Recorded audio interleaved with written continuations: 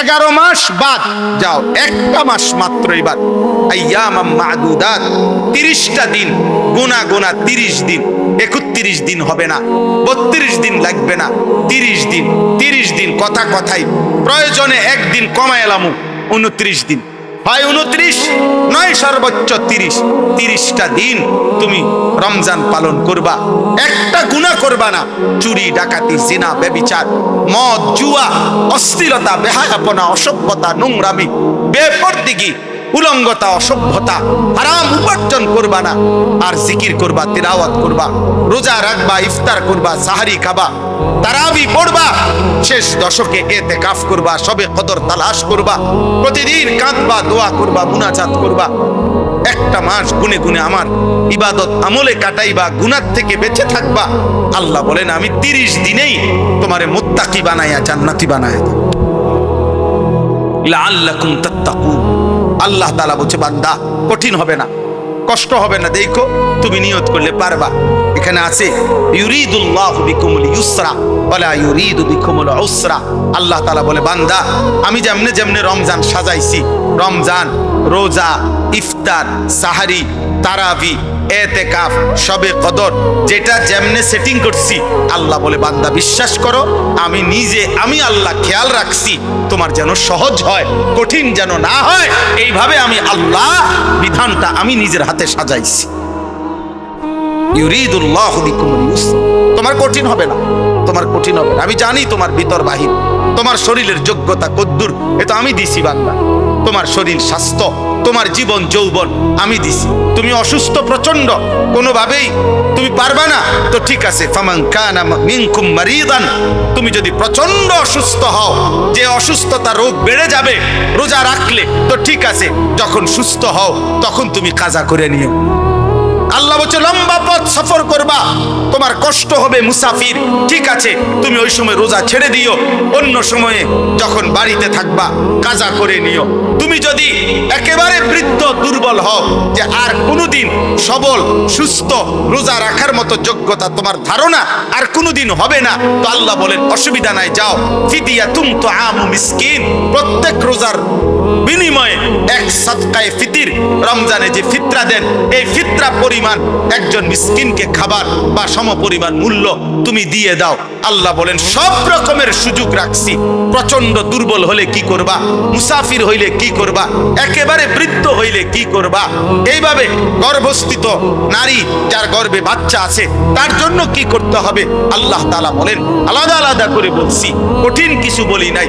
সন্ধ্যা থেকে নিয়ে সুবহে সাদিক পর্যন্ত খাও, পান করো, স্বামী স্ত্রী মিলামেশা করো, সুবহে সাদিক থেকে সূর্যাস্ত পর্যন্ত শুধু এইটুকু সময় খাদ্য খাবার থেকে বিরত থাকো।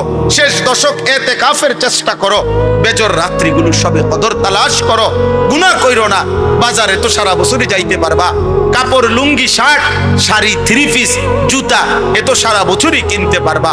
একটা মাস আমি রহমত দেই, মাগফিরাত দেই, নাজাত দেই, এক একটা নেকিকে আমি 70 গুণ না শুধু হাজার লক্ষ কোটি গুণ নেকি বাড়ায়া দেই।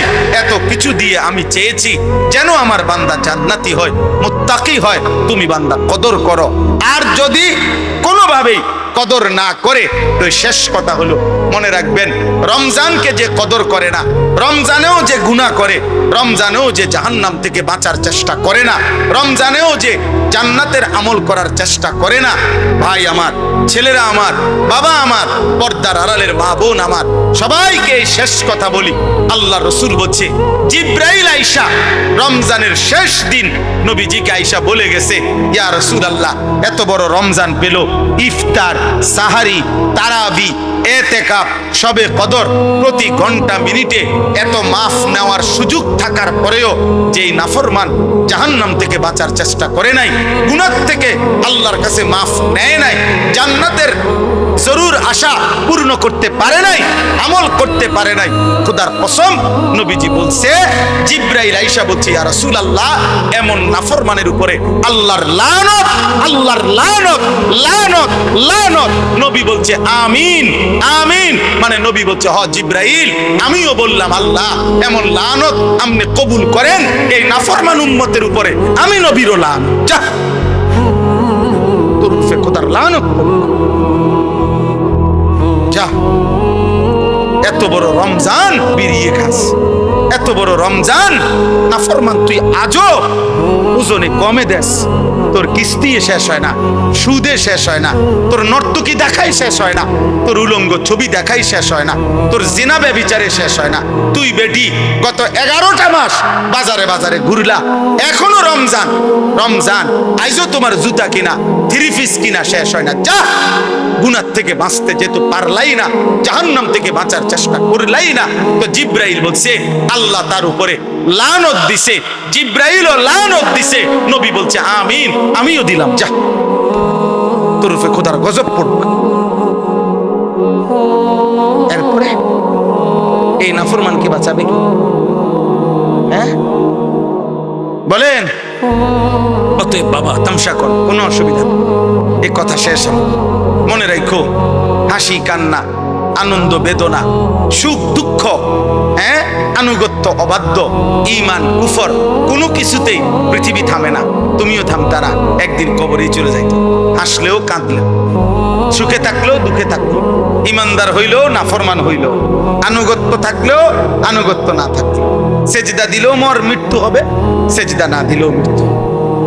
সেজদা দিতে দিতে আব্দুল কাদের জিলানী হইলেও মৃত্যু হবে, নাফরমানি করতে করতে ফেরাউন নমরুদ হইলেও কি হবে? অসুবিধা নাই, কোনো অসুবিধা নাই। চলো ভাই, কারো জন্য পৃথিবী থামে না। আমাদের কারো মৃত্যুতে, আমাদের কারো জন্মে সেকেন্ড, ঘন্টা, মিনিট, 1 সেকেন্ড থামে না। সময়ের গতি থামে? কথা বলে না। পৃথিবী থামে কারো জন্য? না না। কোনো ক্ষমতাধরের মৃত্যু আর কোনো ফকিরের মৃত্যু, সময়ের কাছে সবাই বরাবর। সময় বলে আমি চলছি তো চলছি, কে মরলো, কে জিতলো, কে হারলো, কে জন্ম নিল, আমারে তো সময়। আমি যাচ্ছি আখিরাতের দিকে, আমি যাচ্ছি কবরের দিকে। ওয়াকুল্লুম ফি ফালাকিন ইয়াসবাহুন। আল্লাহ বলে সব কিছু তার নির্ধারিত কক্ষপথে গন্তব্যের দিকে, মানে আখিরাতের দিকে চলছে, সব চলছে। আমরা সবাই যাচ্ছি কোন দিকে? কথা বলে না। আমরা যাচ্ছি কোন দিকে ভাই? আখিরাত, আখিরাতের দিকে।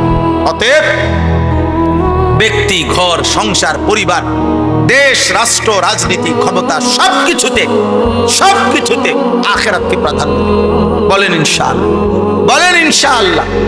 ভোটের আগের দিনও আখিরাতকে প্রাধান্য দিবেন, ভোটের দিনও আখিরাতকে প্রাধান্য দিবেন, ভোটের পর দিনও আখিরাতকে প্রাধান্য দিবেন, আখিরাতকে প্রাধান্য।